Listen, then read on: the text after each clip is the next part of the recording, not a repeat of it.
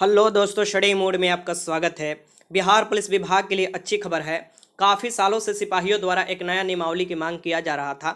आखिरकार सरकार ये बात मान गई और गृह विभाग द्वारा इस पर मुहर भी लगा दिया गया।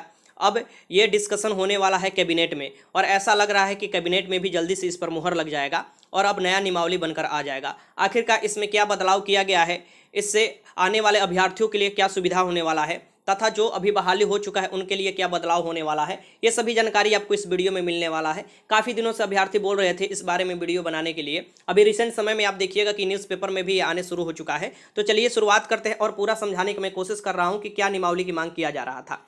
यहाँ पर मैं आपको सबसे पहले बता दूं कि देखिए, बिहार पुलिस के हायरार्की थोड़ा जानना आपको जरूरी है, तभी पूरा मैटर आप समझ पाइएगा। बहुत साधारण मैं आपको बता रहा हूँ, इससे आपको अच्छे से जानकारी हो जाएगा कि आखिर क्या डिमांड किया जा रहा था और क्या बदलाव हो रहा है। ठीक, सबसे पहले मैं बता दूं कि हेड कांस्टेबल की भर्ती होती है अभी 12th पर।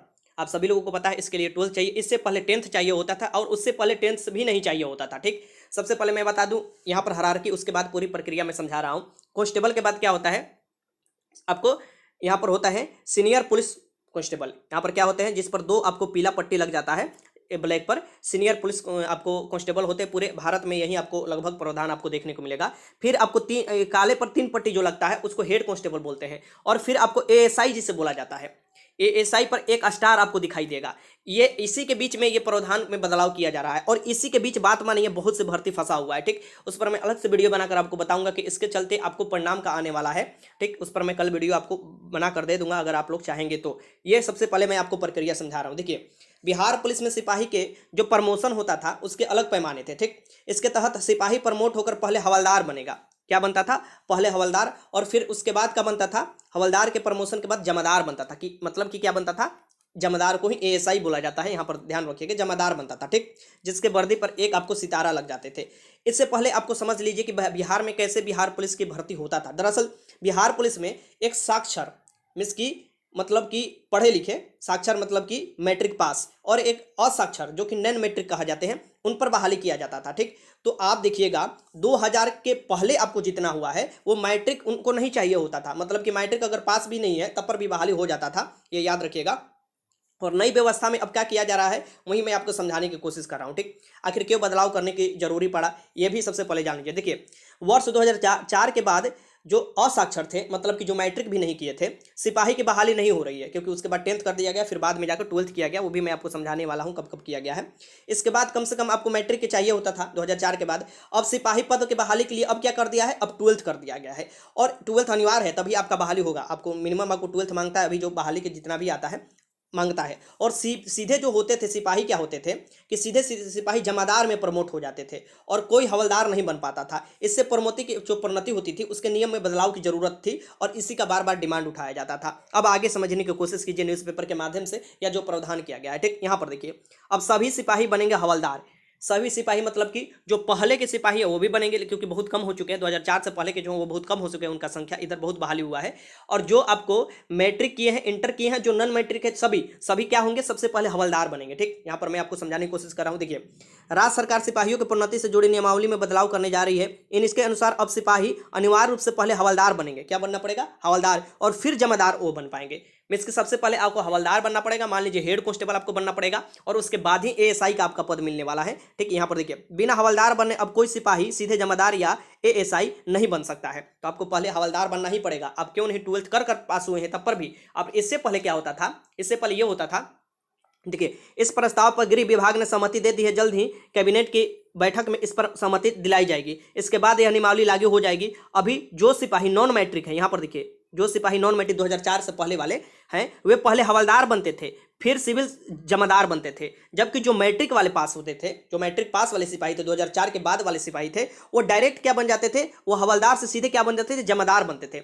हवलदार भी बन सकते थे या सीधे जमादार भी बन सकते थे। ठीक, तो ज्यादातर जमादार ही बना दिए जाते थे, इसके सीधे एएसआई बना देते थे कांस्टेबल से। लेकिन इनमें क्या था, जो मैट्रिक से जो नहीं, मतलब कि मैट्रिक नहीं पास किए थे, 2004 से पहले थे, उनको सबसे पहले हवलदार बनाया जाता था, फिर उसके बाद जमादार बनाया जाता था। और इसके चलते आप कहिएगा कि इसको उतना क्यों सीरियस लेना है, इसके चलते ही एएसआई का पद बहुत ही खाली है। एएसआई का पद फिर बीच में हाईकोर्ट में भी इसका प्रावधान गया था, उसमें बीच में स्टे लगा दिया गया था कि आपको प्रमोशन नहीं करना है। एएसआई के पद पर प्रमोशन काफी जल्दी से नहीं हो रहा है बिहार में। और एक होता है आपको इंस्पेक्टर के पद पर, 2 पद पर प्रमोशन काफी दिनों से रुका हुआ है, इस बात को ध्यान में रखिए। अब फिलहाल प्रमोशन जल्दी जल्दी हो रहा है फिलहाल के सालों में, आप देखिएगा तो ठीक। अधिकतर मैट्रिक पास सिपाही सीधे जमादार ही बनना चाहते हैं। जो मैट्रिक पास होते हैं सीधे का सोचते हैं कि हमारे कंधा पर एगो स्टार लग जाए, इसके एएसआई बन जाए। लेकिन अब 2 तरह के इस व्यवस्था को समाप्त कर सिर्फ एक समान व्यवस्था लागू करने जा रही है, ठीक। अब ये व्यवस्था खत्म हो जाएगा और समान व्यवस्था लागू हो जाएगा, लेकिन काफी इसमें डिले हो गया है। ये डिमांड 2000 मतलब समझिए 2004 के बाद से, जैसे ही नया नियमावली के तहत मैट्रिक पास वाले और फिर इंटरमीडिएट वाले बहाली आ रहा था, उसी समय काफी सिपाही इस बात को मांग उठा रहे थे कि हम लोगों के साथ अन्याय हो रहा है। क्योंकि जो मैट्रिक, मान लीजिए उस समय तो सरकार ही का नियम था कि जो मैट्रिक नहीं भी पास है वो पुलिस बन सकता है, ठीक। और जब आप नियम लगाए कि मैट्रिक आप पास हो गए हैं फिर आप बनेंगे, तो दोनों में क्या अंतर है? दोनों में यह है कि आपको डिग्री का अंतर है, डिग्री का अंतर है, ट्रेनिंग तो सेम ही मिलता है। वो लोग भी जॉब उतना ही घंटा करते हैं और नए वाला भी जॉब उतना ही घंटा करेगा। तो इस पर कहीं ना कहीं आपको ये सहमति बना लेना चाहिए था पहले ही, लेकिन काफी ये डिले हो चुका था कि ये आपको मैट्रिक वाले और इंटरमीडिएट को ज्यादा फायदा मिल जाता था, जो पुराने वाले बेचारे थे उनको कोई फायदा नहीं मिल पाता था, ठीक। और इस बदलाव के कारण आप देखिएगा बहुत जो सीट वैकेंट थे वो भरे जाएंगे। आखिरकार नियम बदलने की जरूरत क्यों पड़ रही है, इसको सबसे पहले मैं आपको समझा देता हूं। यहां पर आप देखिएगा, ये पूरा डिटेल्स पढ़िएगा तो देखिए 2004 से पहले नॉन मैट्रिक वाले सिपाही बनते थे, वो भी बन सकते थे, मतलब कि आपको मिनिमम क्वालिफिकेशन नॉन मैट्रिक भी नहीं चाहिए होता था, ठीक। फिर 2004 में लगा दिया मैट्रिक वाला, वही बन सकते थे। और 2009 में फिर इंटरमीडिएट लगा दिया, वो इंटरमीडिएट। और इनको क्या कर दिया गया कि मैट्रिक और इंटरमीडिएट वालों को ये सुविधा दे दिया गया कि इनका अगर प्रमोशन हो सकता है तो सीधे एएसआई भी बन सकते हैं। लेकिन नॉन मैट्रिक वाले के लिए क्या, बेचारे के लिए था कि आप कितना भी ड्यूटी कर लिए, कितना भी साल कर लिए, आपका प्रमोशन आपको सीधे आपको एएसआई के पद पर नहीं हो सकता है, ठीक। पहले आपको हवलदार बनना पड़ेगा, फिर आपको जमादार बनना पड़ेगा। और ये समझ लीजिए, खुद ही अपने से सोचिए कि ये कितना बड़ा मतलब एक घटिया नियम इसे बोला जा सकता है, ठीक। कितना भेदभाव करता था, क्योंकि सरकार नियम बनाता है तो उसको समानांतर भी करना चाहिए सरकार जब भी नियम बनाता है। देखिए अभी सिपाही बनने की न्यूनतम योग्यता जो है इंटरमीडिएट पास है। इसके मद्देनजर अगर पहले की नियमावली लागू रहती तो सभी सिपाही बिना हवलदार बने सीधे जो है जमादार बन जाते, मीन्स के एएसआई बन जाते, ठीक। इससे सिपाही की पूरी जो प्रोन्नति पदानुक्रम है बिगड़ जाएगा। इस वजह से प्रोन्नति से संबंधित नियमावली में बदलाव किया जा रहा है। वर्तमान में नॉन मैट्रिक सिपाहियों की संख्या काफी कम रह गई है, क्योंकि 2004 से ही पहले की बहाली है, बहुत कम बहाली होता था पहले भी, तो वो बहुत कम है। और जो भी उनमें लगभग सभी प्रोन्नति पाकर जमादार बन गए हैं, क्योंकि पुराने हैं तो बहुत बन गए हैं, ठीक। सिर्फ वहीं रह गए हैं जो कि इसके लिए निर्धारित विभागीय टेस्ट पास करने की योग्यता नहीं रखते, जो कि टेस्ट होता है उसका योग्यता नहीं रखते, वहीं रह गए हैं। लेकिन ये डिमांड देखिए, ये अभी क्यों किया जा रहा है? अभी करने से कोई उतना ज़्यादा फायदा नहीं होगा, कुछ ही लोगों को फायदा होगा, क्योंकि ये सरकार बस दिखाना चाहता है कि हम काफ़ी ज़्यादा इसमें एक्टिव काम कर रहे हैं। अब कहाँ आप एक्टिव काम कर रहे हैं? 2004 में से बाद मतलब 2005-6 में जो नियमावली बदलना चाहिए था, अब सीधे लगा दिए 2021 में लास्ट में जा रहे हैं नियमावली और इस पर डिस्कस कर रहे हैं। देखिएगा बहुत हंगामा इस पर होने वाला है कैबिनेट में। ऐसे तो पास हो जाएगा, क्योंकि आप समझिए कि कितने साल, आप 15 साल डिले कर इस बात पर मुहर लगा रहे हैं, जो कि 15 साल पहले ही ये काम आपको कर लेना चाहिए था उसी समय।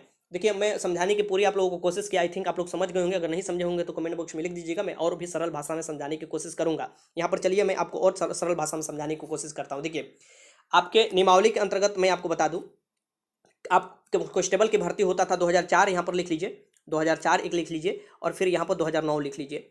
देखिए 2004 से पहले क्या था भर्ती में कि नॉन मैट्रिक भी, जो मैट्रिक पास भी नहीं किए थे वो भी पुलिस बन सकते थे, ठीक। फिर 2004 में ये प्रावधान कर दिया गया कि आपको मैट्रिक पास होना जरूरी है, तभी आपको पुलिस के भर्ती में आप भाग ले सकते हैं।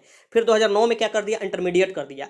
2004 और 2009 से जो प्रावधान किए गए, इसके मैट्रिक के ऊपर वाले जो भी भर्ती किए जाते थे कांस्टेबल, वो सीधे उनको एएसआई बनाया जा सकता था। मीन्स की एएसआई पर प्रमोशन करके ही भर्ती पूरा किया जाता है, उनका प्रमोशन से ही एएसआई का ज्यादातर पद और इंस्पेक्टर का, सब इंस्पेक्टर से भर्ती का पूरा पद भरा जाता है, ठीक। तो यहाँ पर आप देख सकते हैं कि ये जो नियमावली था, इसके अंतर्गत ये 2004 और 2009 वाले बैच वाले जितने भी इसके बाद बहाली होता था उनके लिए तो फायदा था। लेकिन 2004 वाले से पहले जो भी थे उनके लिए था कि पहले आपको क्या बनना है, हवलदार बनना है, फिर आपको जमादार बनना है। मीन्स कि सबसे पहले आपको हवलदार पर प्रोन्नति होगा, उसके बाद आपको एएसआई बनाया जाएगा। वैसे बहुत कम संख्या उनका बच गया है, ना ही के बराबर बच गया है। लेकिन ये जो नियम है, इसके चलते बहुत से सिपाही को आपको बहुत ही मतलब कि इंतजार करना पड़ा। और बहुत से ऐसे सिपाही थे जो 2004 के बाद भर्ती किए या 2009 के बाद, वो एएसआई भी बन चुके हैं और उनका काफी ज्यादा प्रोन्नति भी हो चुका है। इसका आपको डायरेक्ट आप देखिएगा कि वेतन पर भी इफेक्ट पड़ता है, आपके कार्य कुशलता पर भी इफेक्ट पड़ता है, और जो काम पहले से बार बार डिमांड उठाया जा रहा था उसको डिले जानबूझकर सरकार द्वारा किया गया है, ये यही कहा जा सकता है, ठीक। तो पूरी प्रक्रिया में समझाने की कोशिश किया। अब इस बदलाव के कारण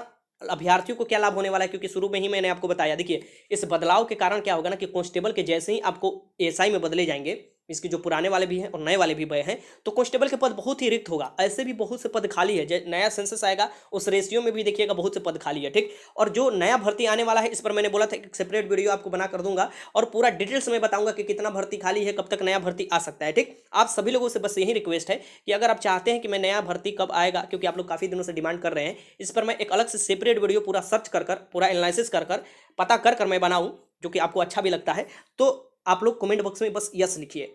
यस आपको लिखना है, जितना यस लिखना है आप यस लिख दीजिए। जैसे ही मैं आपको पूरा डिटेल्स में जुटाता हूं, कल या परसों में मैं नया वीडियो आपको दे दूंगा, जिसमें आपको पूरी प्रक्रिया में समझा दूंगा कि किस तरीका से बहाली होता है और कितना पद अभी खाली है और कब तक आपकी बहाली की प्रक्रिया आ सकता है और अभी तक बहाली की जो प्रक्रिया है ये कब पूरा होने वाला है, ठीक। वीडियो अच्छा लगा तो लाइक कीजिएगा, कोई भी मन में डाउट है कमेंट बॉक्स में लिख सकते हैं। वीडियो देखने का आपका बहुत बहुत धन्यवाद।